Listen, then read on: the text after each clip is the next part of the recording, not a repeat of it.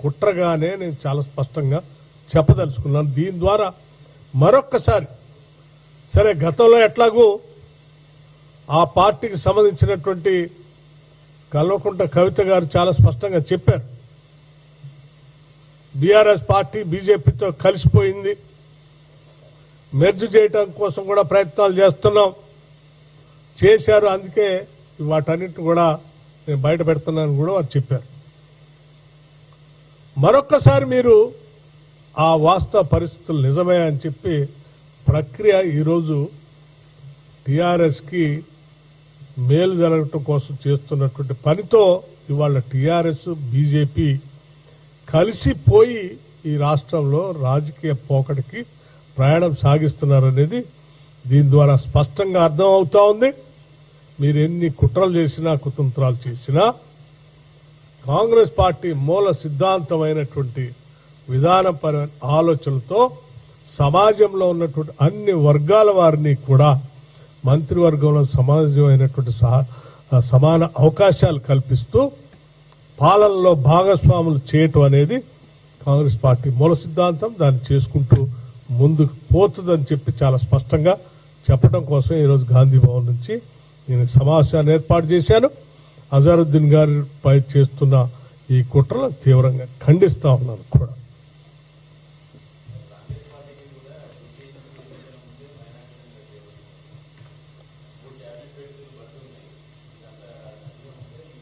మిత్రులందరికీ నేను ఒక విషయం చెప్పదలుచుకున్నది ఏంటంటే,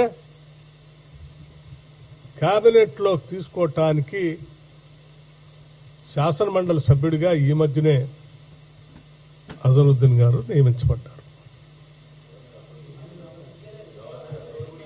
అంటే కేబినెట్ నిర్ణయం చేసి పంపించారు. సో ఇంతకాలం ఎందుకు చేయలేదు ఇప్పుడే అంటే, ఇప్పుడే నిర్ణయం చేశాం. గతంలో చేసినటువంటి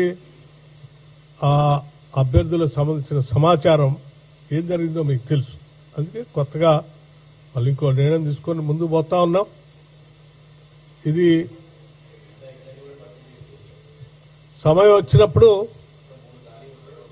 వచ్చినప్పుడు తప్పనిసరిగా ఎప్పుడు ఏం చేయాలో పార్టీ పరంగా ప్రభుత్వ పరంగా తమ నిర్ణయాలు చేస్తుంది.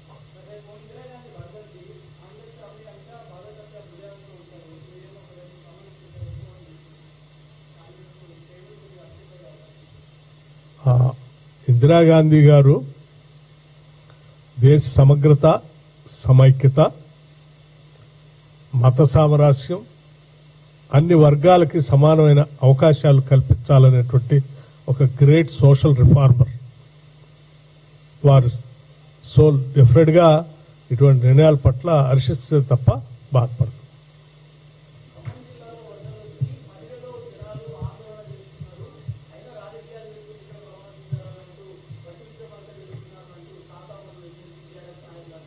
తాత మధు ఎమ్మెల్సీ గారు ఏం మాట్లాడారో నాకు తెలియదు, కానీ మీరు అడిగిన ప్రశ్నకు మాత్రం నేను చాలా స్పష్టంగా సమాధానం చెప్పదలుచుకున్నాను.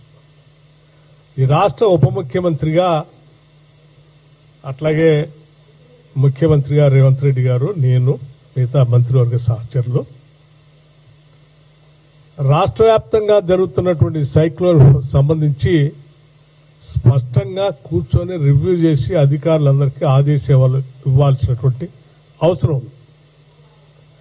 కేవలం ఒక్క దగ్గరే కూర్చొని దానికే పరిమితమై అక్కడే ఉండే పరిస్థితిలో నా పాత్ర లేదు. మదర్తో పాటు రాష్ట్ర వ్యాప్తంగా కూడా చూడాల్సిన బాధ్యత ఉంది. కాబట్టి ఆ పని స్పష్టంగా నిర్వహించడానికి గౌరవ ముఖ్యమంత్రి గారు రేవంత్ రెడ్డి గారు, నేను, మిగతా మంత్రివర్గ సహచరులు 24/7 దీన్ని డిక్లేర్ చేసిన దగ్గర నుంచి కంటిన్యూస్ గా మానిటర్ చేసుకుంటూ ఈ పని కార్యక్రమం చేసుకుంటూ వచ్చారు. బహుశా మీ అందరూ తెలుసో లేదో, బహుశా మీరు ప్రస్తావించిన వ్యక్తికి తెలుసో తెలీదో, నేను అదే రోజు అక్కడ మదరెళ్ళి ఆ సైక్లోన్ ప్రకటించిన రోజే అక్కడికి వెళ్ళి ఆ ప్రాంతాలన్నీ తిరిగి అధికారులందరితో సమీక్ష పెట్టి వాళ్ళకి బాధ్యతలు అప్పచెప్పి మళ్ళీ తిరిగి రాష్ట్ర బాధ్యతలు తీసుకోవడానికి ఇక్కడికి వచ్చి చేసుకుంటూ వచ్చాను. సో నా పాత్ర ప్రజల పట్ల చాలా స్పష్టంగా, చాలా నిర్ణయాత్మకంగా ఉంటుంది. నమస్కారం అమ్మా.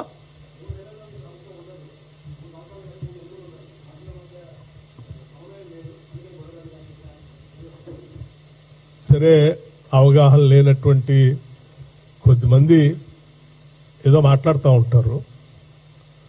ఈ ప్రభుత్వం మధ్య, మంత్రివర్గ సహచరుల మధ్య సంపూర్ణమైనటువంటి అవగాహన, ఆలోచన, ప్రణాళిక,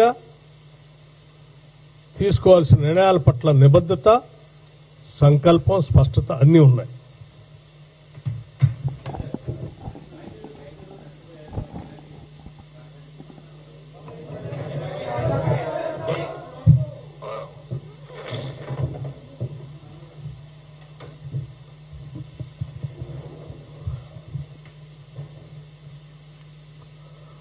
ఈ తుఫాను సంబంధించి ప్రభుత్వం అప్రమత్తంగా ఉంది.